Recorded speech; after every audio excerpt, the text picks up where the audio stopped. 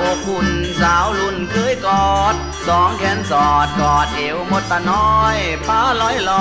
อยขึ้นสวรรค์